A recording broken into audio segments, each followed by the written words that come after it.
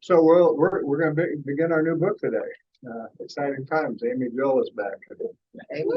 We all like Amy-Jill. Did you do any videos for this one? I don't have a video for this one. I don't know. Just call her AJ. There is. I didn't invite her. whatever we would like to do. So do we have anybody else?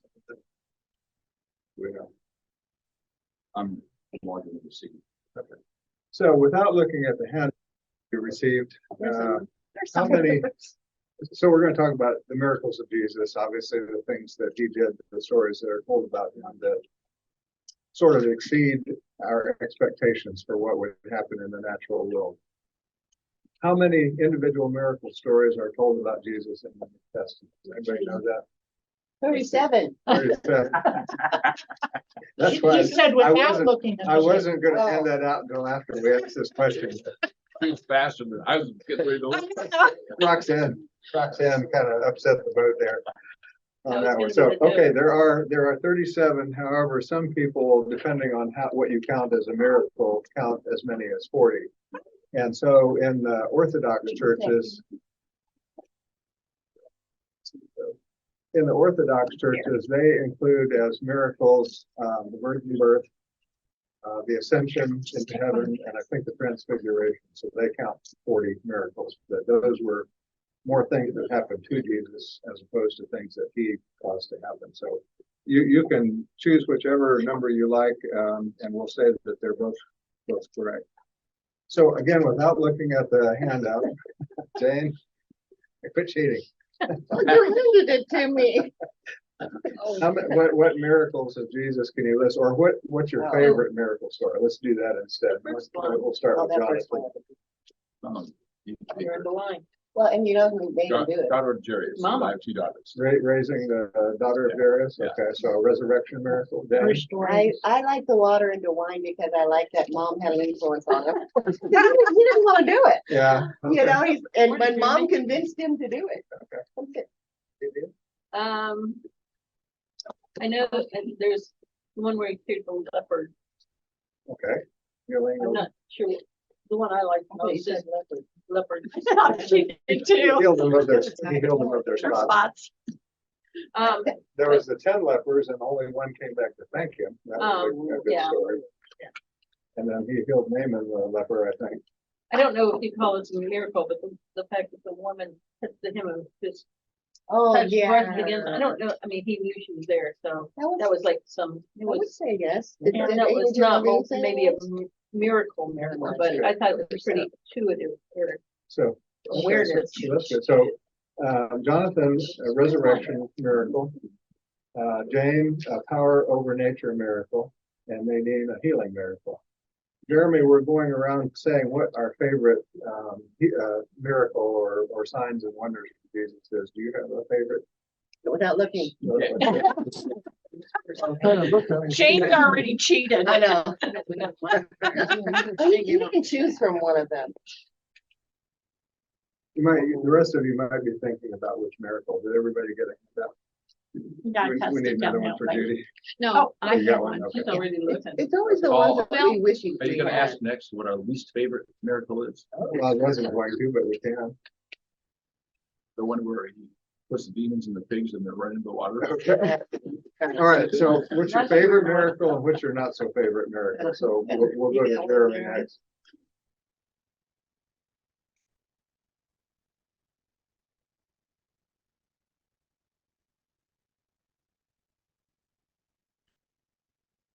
Anybody else while Jeremy's thinking, or maybe you My favorite's the restoring sight to the blind, because what amazing gift that is. To see. Yeah. Anything. healing? Okay. Least favorite? I don't know that I have a least favorite. Okay. Jeremy, do you have a least favorite? Or one that maybe is just harder to believe if you want to look at it from that perspective? Not really. Not really. Cool. Well, I was gonna say that when Nadine's at bed, What's the love on the fifth? that was mine. Most or least. Mine too.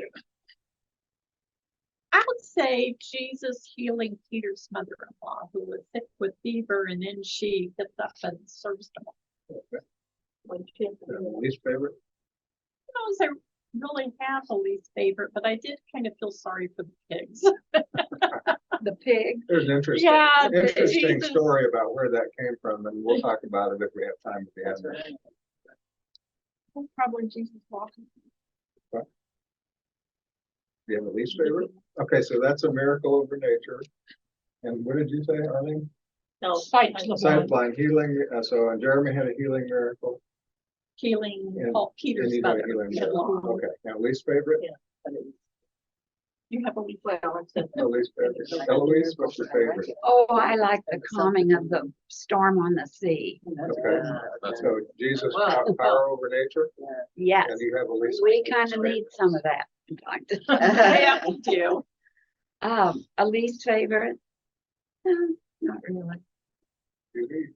I came up with my, What do you? from the last, our last thing, the killing the big tree. Oh, Oh. big tree. I didn't think that was very nice. The next day, it was withered. Anybody else, any other least favorites? I don't like the demon possessed ones. It always confuses. Yeah. On whether, because they did not know whether they were mentally ill, but so it was The confusing. things we might look at differently in our day. Yeah. How they do Yeah. things. Yes, but I mean, even if they were mentally ill and That's be, better for me. But they make them sound so evil and. well, I I'm don't not know sure if they're that evil, they're just possessed. I mean, I feel that I have been, I mean, I call them my inner demons. You know, when in the middle of the night, they're talking to me and telling me all sorts of things and making me basically ready for the loony bin at one time.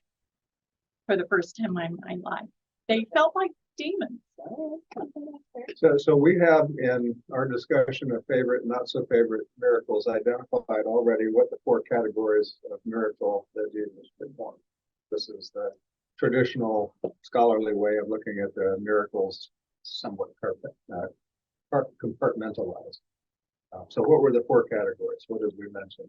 Healing Healing, over nature. okay, power over nature,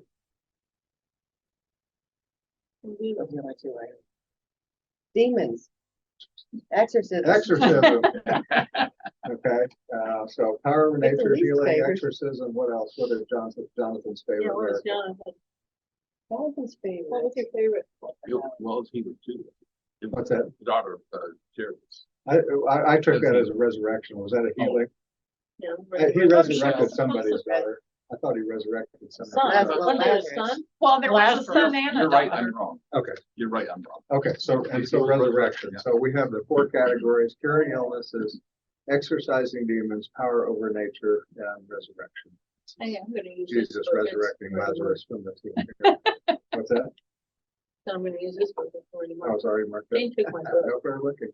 I think maybe that was- So one of the things that Amy-Jill Levine starts off with right out of the gate, and I think this is healthy because we're going to have different opinions about what the meaning of the miracles are. And she asked the question, is it really helpful to debate whether the miracles were historically real or whether they were stories that were told with a purpose, maybe an allegory or a metaphorical purpose, or to illustrate some kind of a point? And so I put the double arrow up here to show, in my experience, when I have talked with others about miracles, and as I've been reading about miracles, there is a continuum of belief, and there is, wherever you fit on the continuum is fine. We may have discussions in this class about how literally we think the miracles were, whether they actually occurred, or we may have discussions as to whether it appears that they occurred, but maybe they were due to something else other than something supernatural. We'll probably use that term. Or everything that happened has a scientific explanation, and that's things we understand in our day that maybe weren't understood in Jesus' time. And so wherever you feel comfortable on that continuum, I just want to say at the outset is okay. We're going to share that, talk about it. I have had some times in my life, and I hope as we go through the course, we'll all have an opportunity to share a little bit about personal experiences. But I'm going to start off today and said I have had some healing experiences when I was very young, that are still vivid in my mind and were still very real and did not involve going to a doctor and taking antibiotics or any other thing like that. And those things, you know, whether my immune system just chose the right opportunity to kick in as the elders were there putting hands on my head, or whether it was a psychosomatic feeling and maybe I thought I was sick and then I felt better afterward. I'm not going to try to explain any of that. I'm just going to say that those were my experiences, and to this day, 60 some years later, I have not forgotten. So for me, that's very, very real, and probably all of us have those moments in our lives where we feel that something out of the ordinary has happened and that God's hand was in this. But I just wanted to say that I'm not going to criticize anybody. I'm way far to the right on a lot of this stuff, as you probably anticipated. You know, I tend to look for scientific explanations, and there's more that we know in our day than what was known in Jesus' day. So some of it we can probably explain away. Some of it, you know, maybe we can't explain so well, and other things that have happened to us we can't explain at all. I accept all of that. What Amy-Jill says is that for the stories to have value, the question of historicity is not of ultimate import. Belief in miracles is a faith. It's a personal experience between you and God. That's the reason I'm sharing that, is because I want that to be the stepping stone from which we embark on the journey. Jeremy? How do you explain scientifically the exorcism of the demon or legion who went into pigs and they all jumped into the So that's an interesting story that I would like to save for the end, because I hope to get it to it, but it's not part of the lesson. So can we hold that until the end, and we'll try to save 3 minutes, and I'll tell you what the scholarly approach to that message is. And there is a well thought out answer to that. Okay, but I threw out my opinion. what's your opinion? Validated. No. Okay. Well, it does have to do with allegory, but it has a very specific message in the time in which it was written, Right. and for the people for whom it was written. We studied that already. Mhm. Well, we Which might have book talked was about it? that Was in Mark. last book? Is I it don't in remember Mark? which book now. I think that might have been the last. Okay, book. I'll tell you real quick. You want to know. So the scholars that have looked at that know that it was written in the time when there was a great deal of conflict between the Romans and the Jews, and the fall of Jerusalem, the siege of Jerusalem under Vespasian, who was the emperor at the time. And one of the very common ways that Jewish people derogatorily looked at the Romans was as pigs. They called them pigs. And so a lot of people, scholars, I won't say a lot of people, scholars feel that that was added into the testimony and Mark or wherever it came from, because it was a dig at the Romans, and kind of calling them pigs and demons because of what they had done to them. That's my answer. Yeah. Now, if somebody says, no, that literally happened, Jesus took demons, put them in the pigs, and the poor pigs ran off the cliff, I'm not going to try to argue out of that position, but I'm just going to say that's what the scholars say. All right. So what do the miracle stories tell us about Jesus? They tell us that he has authority. They tell us that he can do amazing things. And this is, most of this is from the book, and I've added a couple of things here just to help our learning. And probably most importantly, some of the miracles connect him to Israel's story. And we have seen this many, many times in our study of the New Testament now, how the New Testament writers reached back into the Old Testament and tried to bring forth the message of the Old Testament into the life and message of Jesus to make a connection. Okay, when you want to establish the importance of Jesus, and particularly if you want to establish that Jesus was the Messiah, you've got to make a connection for people who have a certain belief system that has been in place for many hundreds of years, probably 600 or 700 years old. And so power over nature, what kind of miracles did Moses perform that were illustrated power over nature? Parting water. Okay, the obvious one, the parting of the Red Sea, okay, according to the story. Getting manna for every- Okay, manna from heaven. Striking the people, rock. Striking the rock and getting For the water. water. And letting the water go back over the top of the room. Back to the Egyptians. That was nice of him, yeah. We can't kill the Romans yet. They don't exist. But Maybe. we'll kill the Egyptians today. Egyptians. Anything else? How did Moses get the people freed from Pharaoh? The plagues. The plagues. So the plagues were, power over nature. So Moses was, the prototypical power over nature, power over things, kind of a person in the history of Israel. And there are many times when Jesus is kind of in the image of Moses, presented in the image of Moses, for the gospel writers to give credibility to what Jesus was doing. Resurrections, Elijah resurrected people, prophet Elisha resurrected people. Anything else you remember about Elijah? Elijah and the widow of Cain? The perpetuating flower. Yeah, so the never-ending flour during the famine so that she would never go hungry. Okay, so, Well, because he fed her and she said, if I feed you, I can't feed my son. yeah. So that certainly was a miracle that we could say, well, in our mind, I would make a connection between what Elijah did and the feeding of the 5,000, the feeding of the 4,000, those types of Jesus miracles.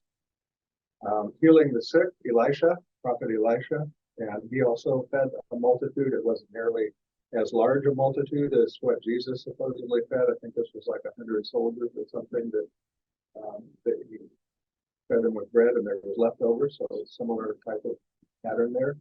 But Jesus was the greater prophet, so 5,000 people. That's what the story tells us that he said. So it's Jesus is a prophet, but he's the greatest of all prophets. So we need to make that clear in our understanding as we're trying to share with people what's going on. Is that what the Jewish people still believe, that he's the greatest of prophets? That Jesus was the Yeah. greatest of the I was prophets? wondering, I don't think the Jews would acknowledge I that. think I of think him they as would a- say he was a prophet. a prophet, And And a even Islam teacher. believes that Jesus Right. is a prophet. but the Jewish people wouldn't say, I don't know that they would. but he, Well, but he fed 5,000 people. Well, he's But not, it yeah, but passed- he's not their prophet. Yeah. That's not their book. They're still waiting. This is, their Yeah. book was what I showed you up there. Okay, good point. At Passover, you opened the door for Elijah to come back. Yeah. So Elijah was probably in some respects the greatest prophet. Moses was by far the greatest hero Yeah. in the form of the national foundation story of Israel. But at some point during the Seder, and it's during the latter portion, somebody goes and opens the door to allow Elijah to come in. Well, Elijah was one of the three of the transfiguration. Yeah. All right, so this is our author. Levine suggests that the miracles of Jesus served as propaganda against pagan rivals. What does she mean by that?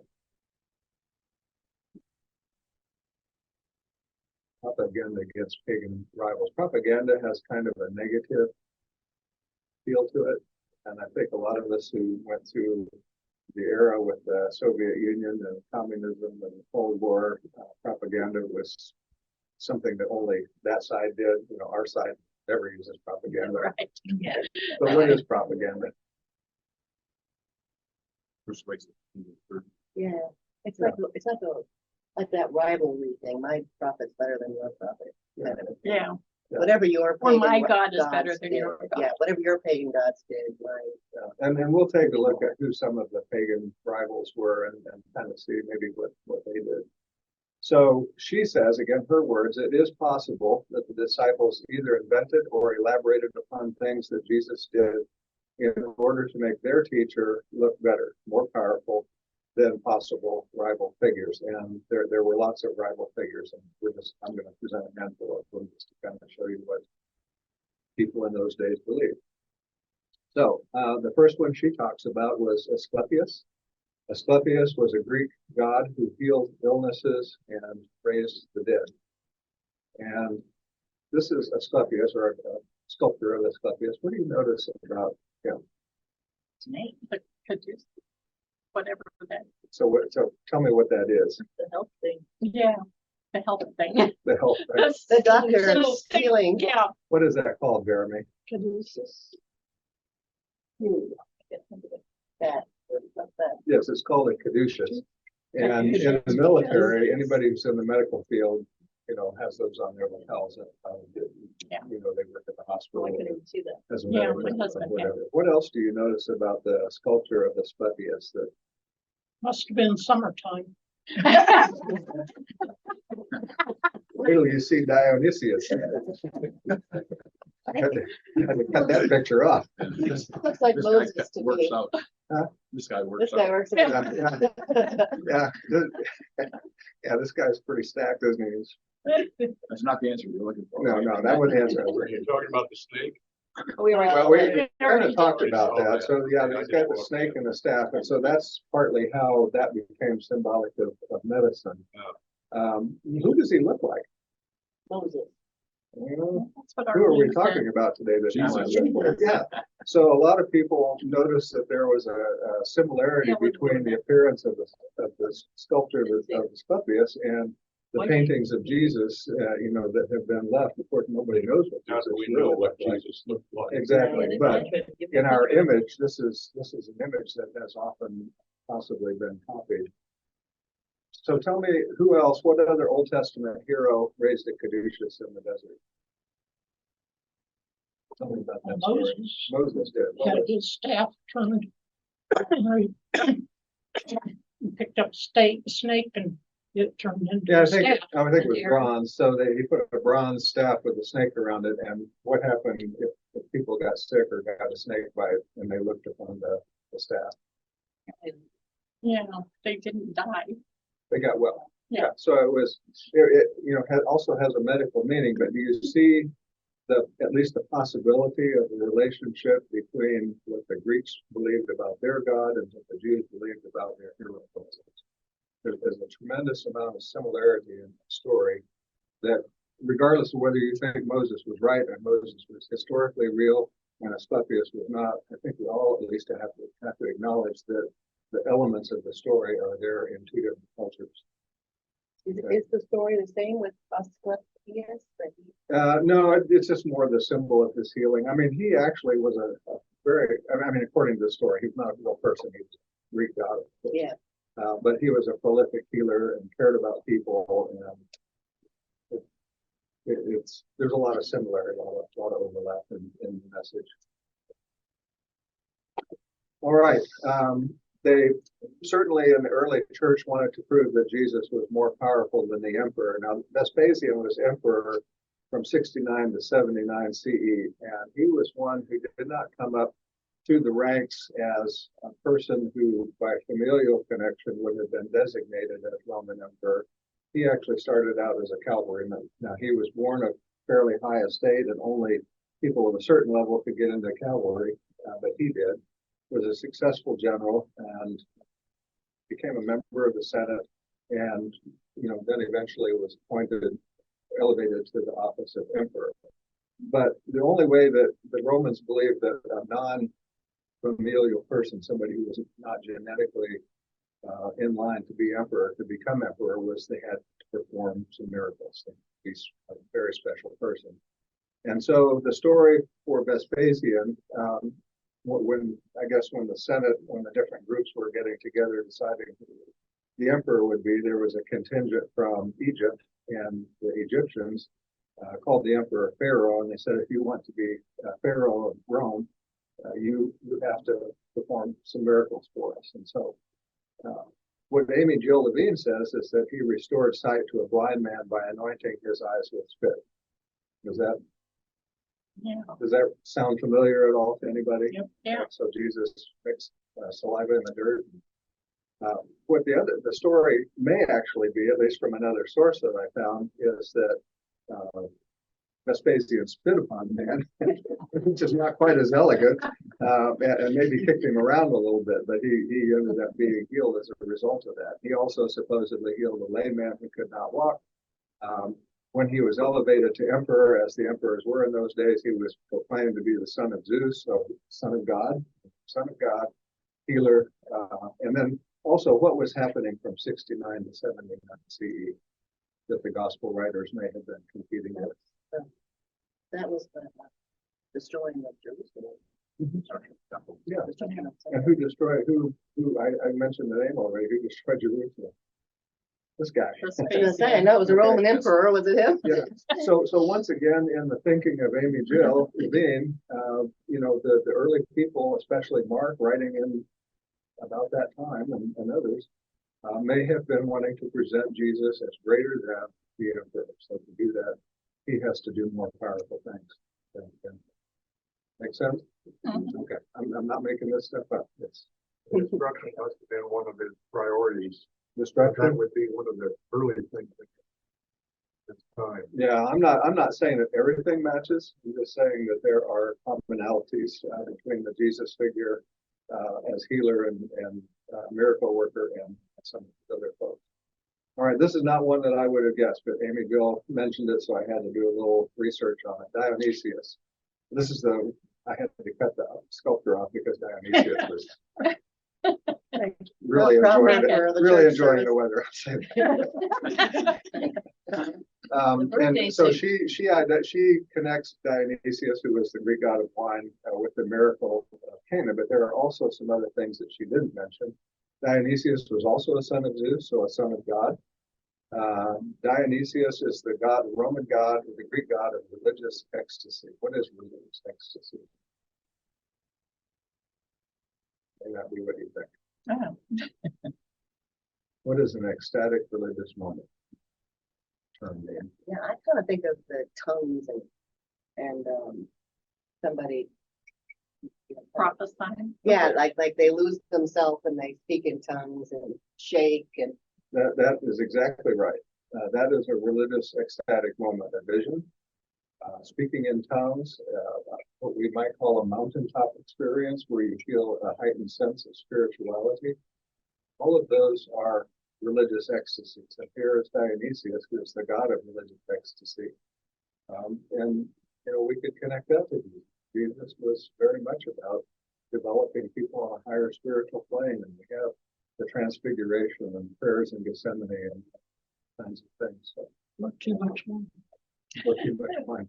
Well, and that's, you know, that's It what kind they, of goes together. that's what they, I mean, that was the miracle of Cana, is, you know, they came to Jesus and they said, you saved the best wine for last. So he made better wine than what the host had originally gone down to the liquor store and bought. Right?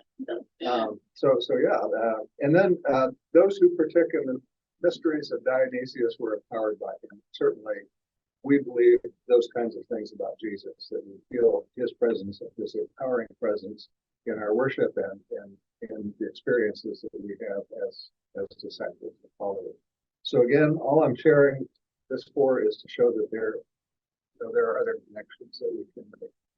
When was Dionysius? Well, this would go back to the ancient Greek, so hundreds of years before Jesus. For sure. Apollonius of Tyana. He was a little bit younger, about 15 years probably, but also a contemporary of Jesus. He came from a wealthy family, I think in Asia Minor, and became a Greek philosopher, a wandering sage, and a mystic. And he would have been active at the same time when the Gospels were written. And so that's important, not that he was necessarily as active when Jesus was alive. He would have only been about 15 years old at the time, but he certainly was active well into his later life, which would include the time of the fall and probably the time of writing the Gospel of Mark. Apollonius, and then this is recorded in history, traveled and taught in the Middle East, North Africa, and Asia, so he certainly would have been in the right part of the world. He was identified as a miracle worker, a healer, and an exorcist. He was tried and sentenced to death by the emperor for conspiracy and was believed to have descended to heaven.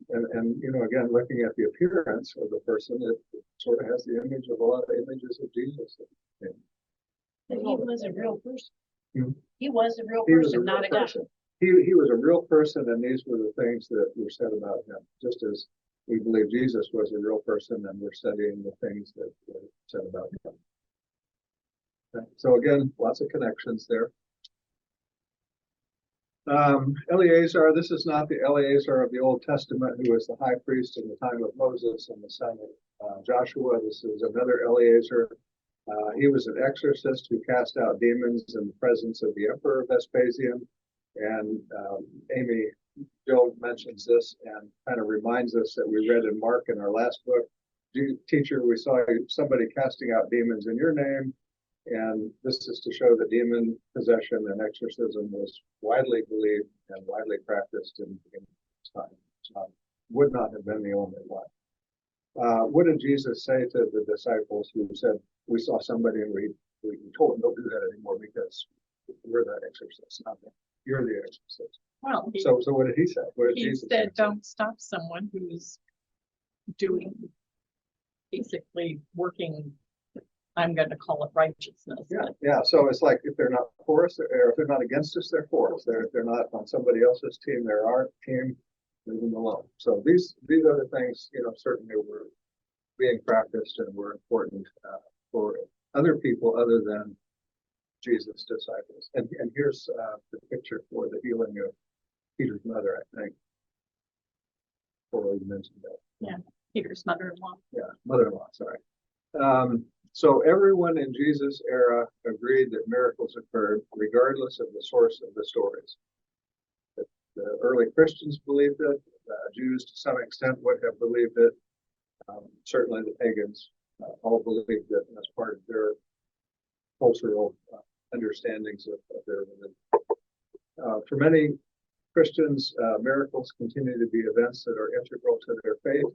I've said already that I'm very accepting of that, and I have some of my own personal experiences. And I think it's interesting, even in this day and age in the Catholic Church, you probably are aware of this, that for somebody to be beatified as a saint, they have to have witnesses for at least 2 miracles.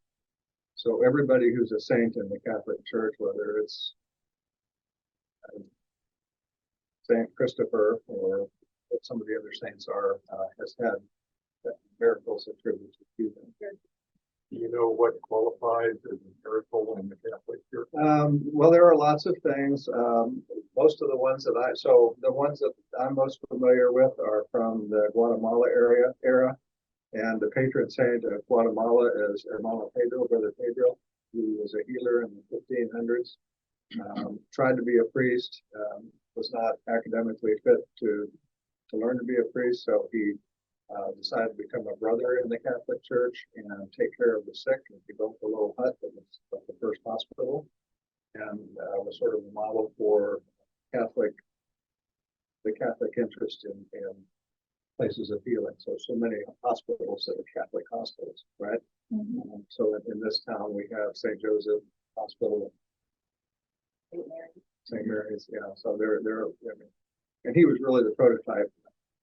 Hermano Pedro was, and so he was beatified, based on his works of healing with people. So, Is there an ongoing practice of Catholicism? Are they still? Yep. Yeah, they Really? beatified. So you have 2 miracles and Yeah. now your sainthood? Yeah. John Paul, I think, was another one that Did was. Mother Yeah. Teresa Mother make it Teresa. in? Yeah. So now a lot of these we would say, well, that's not a very impressive miracle, or I've never heard of that, or it's kind of unimportant. But sometimes you gotta. The reason that I ask is one of the few things that I remember from my philosophy course in college was that the teacher defined a miracle as anything that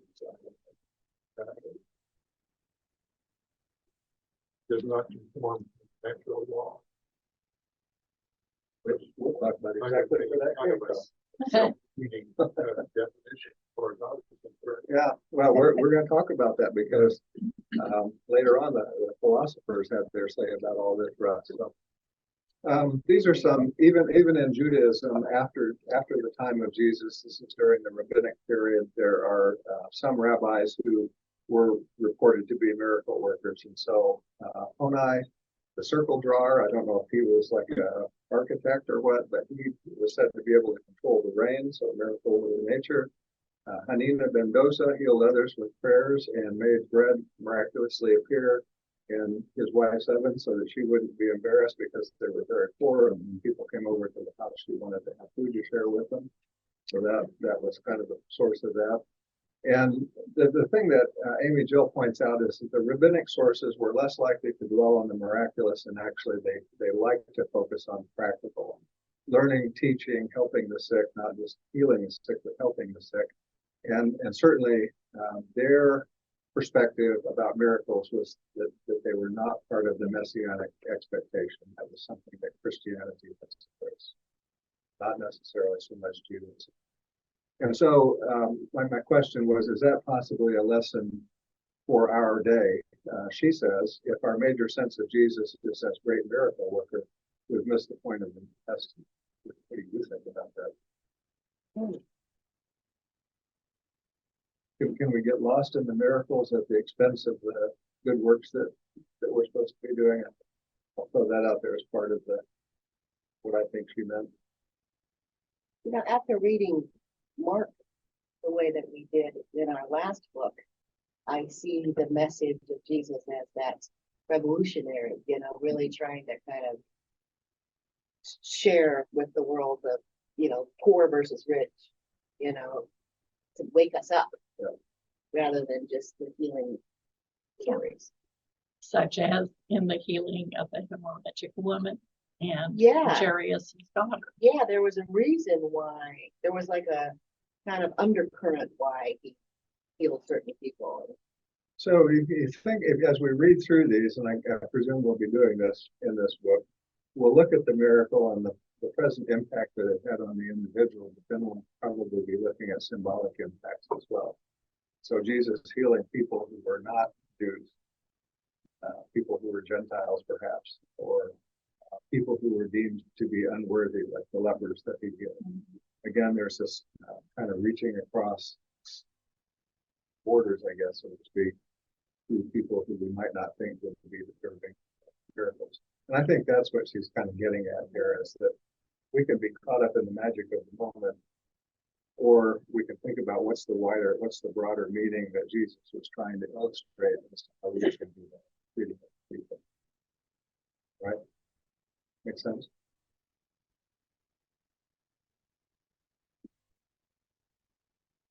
All right, are miracles important? In the book of Mark, about 40% of the stories were about the miracles of Jesus, and yet he frequently told people not to talk about them. Why did he say that?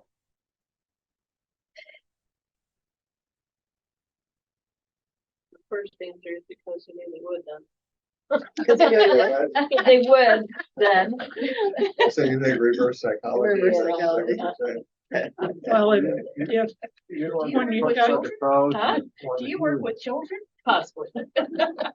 You didn't want to get crushed by the crowds who came to hear him. Okay, so maybe he was trying to, crowd control. yeah, I can do that. That's trying what I was to going to say. keep the appointment book not filled up for the day or whatever. So, Kind of an answer to the last question. I've always used this as a great teacher. And I think his emphasis on teaching the commandments he shared. And I think the healings are what's important. I mean, clearly he was a healer, but I think he's more of a teacher with a message. For humanity. and there were times when I think he diminished the importance of signs, quite frankly. And he said, this generation is not going to accept a sign. So I can do all of these wonderful things, and it's not going to change you. And what I'm calling for you to do is to be transformed and change yourself. And I always think of what he said to his disciples in that upper room. It's like, you're going to do more miracles than I did. So, I mean, he kind of empowered them. And so I've always thought of that. Did he say that you're going to do more miracles? Greater works. He said greater works. Yeah, greater works than these shall you do. So he clearly had some sense that, while the miracles blessed people in the moment, maybe there was a bigger purpose. And I think, again, that's where our author is perhaps coming from, is don't lose sight of the forest for the tree. He never said miracles? I thought he said both. Well, you can I'm look gonna it look up. it up. All I remember Greater was works. greater works than these I shall think you it was do. just in my head that greater works. I think they were meant talking about miracles. I Yeah. think that was part of the conversation, but then he uses a little bit broader terminology Yeah. to. And it may be the version of the Bible that you read. Well, and it's just me, the way I always read it, Another possibility is that some people believe that, people who did supernatural things were not working for God. They were working for Satan. So it may be that Jesus was concerned that people not misinterpret what he was doing. And she even mentions in the book that sometimes there were gender issues when a female practices healing or says, yeah, she's a witch. She's not a healer. Yeah, So there's different perspectives historically, and that lasted a long time. It's never gone away. and then the writings of Paul, he actually downplays quite a bit miracles and speaking in tongues, and has a much more practical approach to life as a Christian disciple. So I think we can say there's probably part of this is don't get caught up in the miracles, but get caught up in being a good person. It's odd for me to think that some of Jesus's contemporaries were also doing miracles. Mm-hmm. So it wasn't really that remarkable. Well, and that may be another point too, is that it didn't really separate Jesus from the rest of the miracle workers. He didn't want to get caught up as just another person who did that. So what are some of the benefits of the miracle stories about Jesus that Dr. Levine talks about? I'm going to just kind of put these up here and we can talk about it. So Jesus is greater than anything the world has to offer. Studying and understanding the miracles projects us into a world, the ancient world, where amazement was still possible, and then we can ask ourselves, is it still possible to be amazed today? It renews hope in a world of pain and disappointment. When you have nothing but pain in your life and somebody treats you in a way that seems miraculous, it's uplifting, it's strengthening. And then there's, of course, the importance of faith and trust, especially in Christian community. Comments about that or thoughts?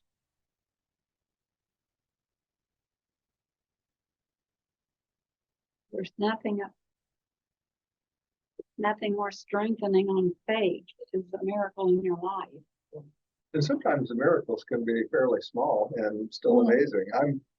I frequently am amazed in a miraculous way when I'm presiding at a worship service. And, I've communicated with the rest of the people in the service, but we haven't really sat down together and kind of planned out how things are going to go. And yet in the moment where the worship occurs, there is a level of worship that's going on that is far above what I thought I had planned on paper. That makes sense. Everything is coming together, and that happens almost every time that I feel like I'm involved in a service, and I feel that sense of a greater level of worship than what I had in mind. And I'm always thankful for it, obviously, but to me, that's my modern day miracle that I relate to. Well, and I find renewal when you've had pain and disappointment and I will call, just from what I experienced recently when I was a bad girl and accidentally went off my meds and didn't go back on. And so then near the end, I was spiraling and had to go back to a counselor and get additional meds. Actually, the last med they added was the miracle one, because for the first time in my life, I felt totally relaxed. Yeah. I will admit, I'm more anxiety prone and freaking out prone than you stress me out and I just go haywire. It's like I can't focus. Well, what challenges can be created by the miracle stories of the New Testament for us?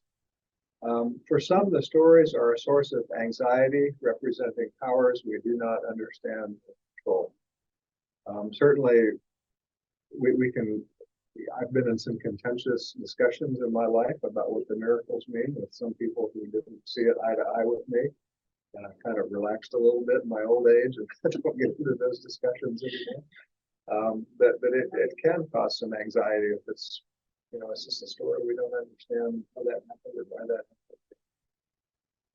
Does that represent a change in the laws of nature of some kind? I sometimes think that, that sometimes it creates unrealistic expectations for people. If someone is dying of cancer. We prayed for a miracle. And your daughter taught me that miracle sometimes doesn't come in the body healing, it comes in the spirit healing.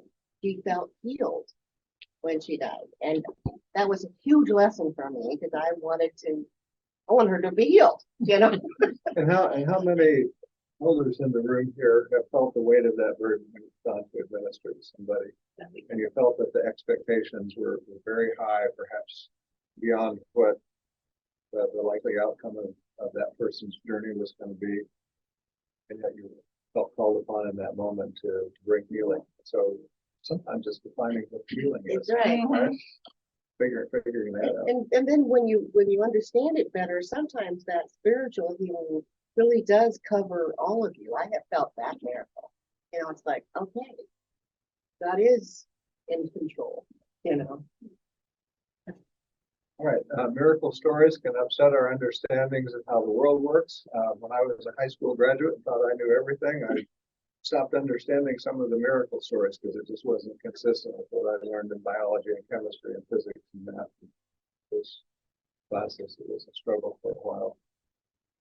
Healing miracles, and we've talked about this in some of our other books, tend to associate disability with sinfulness. There's that overtone in the scriptures that sometimes the people who are sick were, this is blaming the victim, they were blamed for their own illness by virtue of a bad thing. But that goes back, long before Jesus. Well, and blaming parents' sins on, Yeah. on the the child. sins of It the was, father. like, I think that's David's- the greatest challenge. is to think that sin is not included. Right. Because we're so sophisticated today, we don't believe that, but we do. Yeah. We do sometimes think that it's the person's own fault. Sometimes they brought it on themselves. And it's coupled with the whole concept of Jana.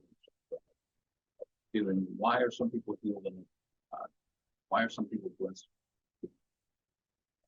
That's a tough question to answer. Well, and it's an easy question to answer if you say, well, it's just because you don't have faith or you've been sinful. Yeah. And, these, people in Jesus' time had been laboring under the Mosaic law for 600 years that specified if you had this disease, you were unclean. If you're unclean, you're unworthy.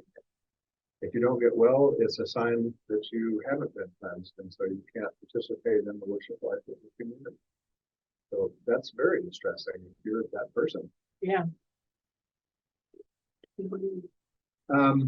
Have you ever heard this asked? I haven't heard this in a while, but when I was young, I remember having these thoughts myself and maybe hearing other people even speak it from the pulpit. Have you ever asked or heard someone ask, why do we not see miracles as frequently today? And if miracles are not as evident now, can that cause despair because we feel that our faith is somehow faulty or insufficient? Anybody feel that? I think we don't know how to say this. I just know an example. They don't want to believe it. They have trouble believing that it's a miracle. And I'm going to use it, and I'll make it quick. But when Johnny was born, he and I both about checked out. And so it was an absolute miracle. And the people here at Mission Row, well, it was Prairie Village then, the people at Prairie Village canceled their speaker and just had a prayer service for Johnny and I. And we both lived. John kept saying, save the mother, save the mother. I got 4 daughters. And so we both lived. So the doctor, the pediatrician for Johnny, realized it was a miracle, and he was very open about it. Because at St. Luke's, they told him there was less than 50-50 chance. So he takes that case to the pediatrician convention. And guess what happened? They didn't believe him, and they laughed at him because he was an older fellow. Yeah. He was about to retire. And he said, I've never seen anything like this in my life. And those younger fellows, the new pediatrician, they just everything. thought it was funny, and no, they didn't Well, believe and that's really what miracle are. miracles are is the things we've never seen before, or we don't have an explanation for them. And it happened. Well, and I would add that, okay, so some of the miracles, we now have medical things to help cure. So they don't seem as miraculous. And sometimes I don't think they look in the right places because I lose everything to the point that I start praying to God to help me find them. Such as credit cards, phone, keys. And half the time they're sitting there right in plain sight. So my feeling is God just finally, maybe not blind. Yeah, so you had, if I could use your example earlier about the pill that you were prescribed, and it was a miracle because it's the one that put you back on track again. Well, and yet a pharmacologist would look at that and say, well, that pill works because there's certain biochemical pathways that the drug is something in your brain targeting, that and makes it's doing something with a neurotransmitter. So for the physician who prescribed that, they probably wouldn't say it was a miracle, but for the person who is who has lived with anxiety most of their life and never relaxes. Very miraculous. All right, in the 6 minutes we've got left, let's talk about who questioned. When did the miracle stories start to become questioned and by whom? And so I think in my look at this historically, it happened when the world started to become predictable, and that would be the scientific revolution. And 1543, starting with Copernicus, and he wrote a paper about how the planets rotated around each other in the solar system, and that was new thinking because the church had never taught that before. So that would happen in 1543, and then on up for the next 144 years. People were beginning to think about how the universe worked in new ways. And then we have Isaac Newton, who at the age of 23 proposed the laws of gravity. Now, the thing about Isaac Newton, not the lead guitarist for Led Zeppelin, but he did have some nice long hair. He was very religious. He was raised in the Anglican faith, but he did not like the notion of miracles because it deviated from his early understanding that the universe was capable of being explained if you understood enough about it. And so he would ask questions like, would God create a universe with immutable laws only to ask us to suspend our belief to accommodate miraculous events that disregard those laws? Well, I think we can accept belief in those things, as in taking a medication that makes a miraculous difference in my life. Or your life. Like overnight. Yeah, like overnight. And, maybe somebody who understands how that medication works. All right, the philosophers got a hold of it. Spinoza was the first one. He was a Dutch Jew, and he wrote a treatise on miracles. He said a miracle is simply an event we cannot explain, and he was fairly pointed here, these are not my words, and is parasitic upon our ignorance. It is in reality a natural event that surpasses our limited human comprehension. To a perfect understanding, nothing would appear miraculous. So if we knew everything that there was to know in the universe, we'd probably have an explanation for Spinoza. So he That'd wasn't be a horrible wife. He wasn't religious at all. Well, he was Jewish, but again, miracles were not a major part of Judaism. But he was also, an early philosopher who was trying to understand the role of science in the universe. That would take the mystery out. He would be the God of the gap. The God of the gap. When you don't know something, there's this gap. Oh, yeah. God fits in the Yeah, gap. so he's there. What the philosophers are saying is we just have a gap in knowledge, and as we make up as the gap gets smaller and smaller, and we understand more about the universe, we see why it works. I seem to remember scripture. I thought it was in the Doctrine and Covenants, and I may be misremembering it, but it talked about worlds within worlds within. Worlds without number I have created. I mean, that's and it's like, even, like we knew the atom and then we found other things. It's like, yeah, I'll have to go look for that for you, Coral. I don't remember. I think there's something to the effect of the worlds without number have I created, even as the sands of the shore, or something like that. So that might be it, but it was sort of like there were things we don't understand that as we learned there's physics. Sort of like maybe, I don't know enough about quantum. Yeah, because first we thought that there was only the atom, and then they discovered. Split it. Now it's Yeah. small. subatomic particles. Yeah. So the four things that Spinoza argued, nothing happens contrary to nature, and the word miracle must be defined accordingly. We talked about sometimes we need to understand what our definition of a miracle is. God is known not through miracles, but through the fixed order of nature. This is Spinoza's philosophy. Yeah. The will of God is nothing but the order of nature. So God is nature, nature is in God, and the two are inseparable. And biblical miracles should be interpreted in accordance with having a particular method. David Hume, 1711-1766, Scottish philosopher who also wrote on miracles. He defined a miracle as an event caused by God that violated the laws of nature. Said he would ask, if God is consistent, the same yesterday, today, and tomorrow, why would God need miracles? Well, he obviously was not a religious person. So. And then we have Thomas Jefferson. How many people know about Thomas Jefferson's New Testament? You've heard of that? Okay, so at the age of 77, he got out a razor blade and a tube of glue, and he cut out all of the parts of the New Testament that he didn't think were consistent with his beliefs. He was a deist, and he didn't believe in a theistic view of God, that God was involved in the world and doing things. God just kind of created the world and set it loose, and was out there. And so he included just the life and teachings of Jesus and got rid of all of the mentions of miracles or supernatural events, and ended up with an 86-page New Testament that was called Life and Morals of Jesus of Nazareth. That story got repressed over the years.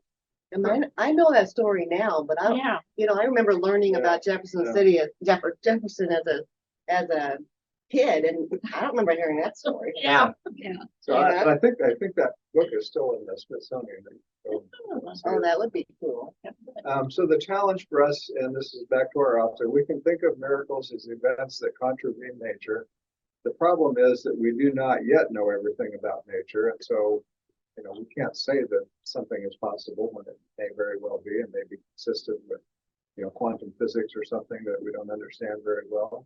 And new discoveries cause us to be amazed often.